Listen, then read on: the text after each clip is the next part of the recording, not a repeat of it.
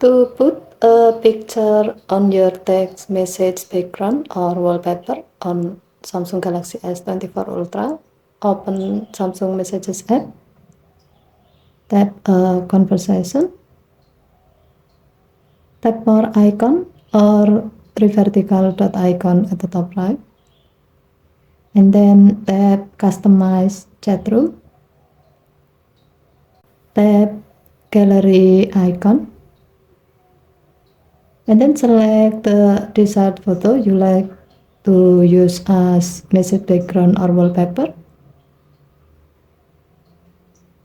If needed, you can adjust the area of the selected photo that you want to use as wallpaper. Or you can move the selected area to use another area of the selected photo as wallpaper. Tap Done button. The selected photo will be set as the background or wallpaper for the selected conversation. However, if you like to use this wallpaper for all conversation, tap Apply to all chat rooms button and then tap Apply.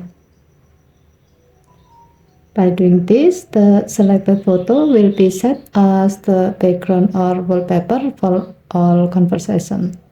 Okay, thank you for watching. Please help to like and subscribe. Have a nice day.